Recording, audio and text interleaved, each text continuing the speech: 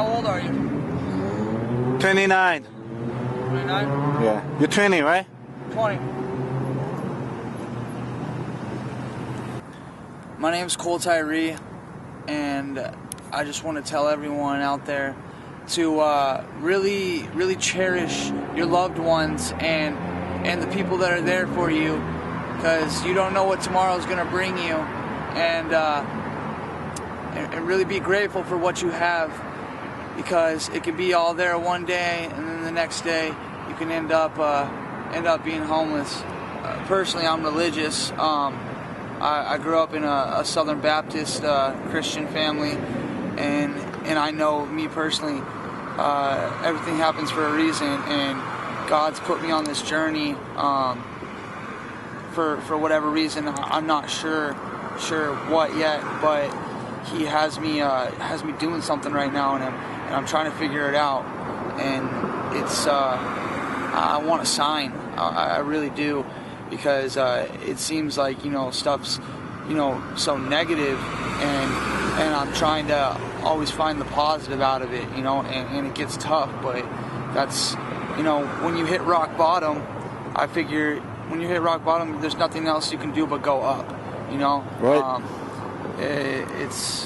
It's tough to have that attitude, and you're not always going to have that attitude, but the thing is, if you can keep that positive mindset, then you're going to be a winner. You're going to succeed, and one day you will overcome this. I had a long drug addiction that I battled.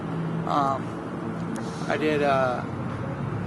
So it's kind of emotional for me. I did heroin for a long time, and that was the biggest battle of my life that I ever did. That I ever had to come to grips with. It overpowered me. It made me a different person, and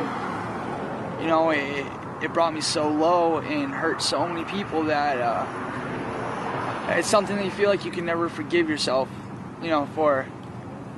And I'm glad I've been clean now for 13 months off of heroin, and just now my life is starting to feel better.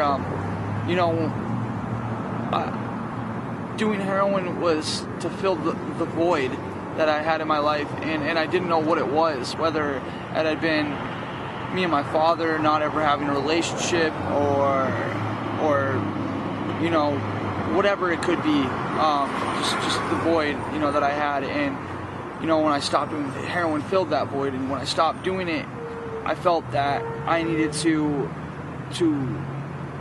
fill that void with something else now, and that began going back with sleeping with women again, and and drinking and stuff, and I went to church, and I prayed, and I feel that I had a one-on-one conversation with God, and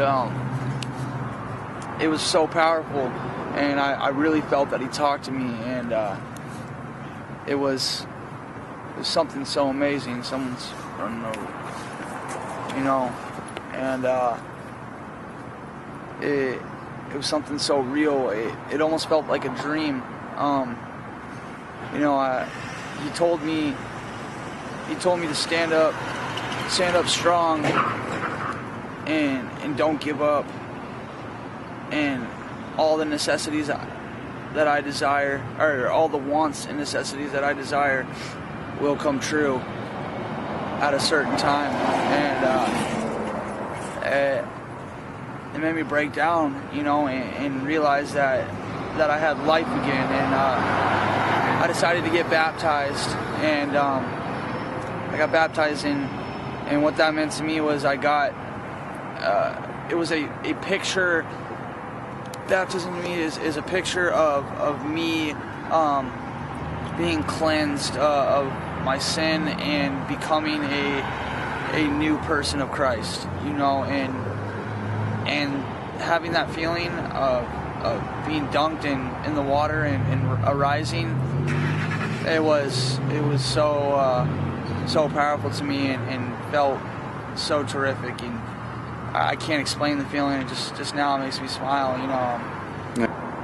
How I became homeless, my mother had a very great job, and my father had a very good job, and you know, no one thought about the recession hitting. No one thought about the economy crashing like it did, and it crashed, and our family wasn't prepared for it, and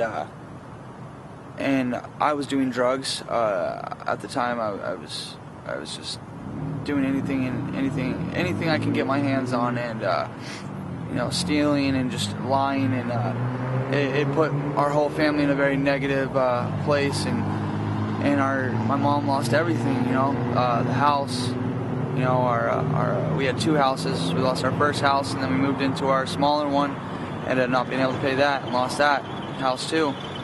And it happens to very ordinary people. It happens to, you know, it could happen to you, you know. You never know when your time's gonna strike, and it just it happens so quick, you know. It's out of nowhere. One day I was driving around in my 2011 Nissan Altima, you know, on beautiful car, tinted windows, nice rims, nice stereo system. And then the next day, all of a sudden, I walk into my house, and there's a whole bunch of money sitting on the table with 2 people I don't know, with my parents selling my car. And it's a, like I said before, it's a reality check.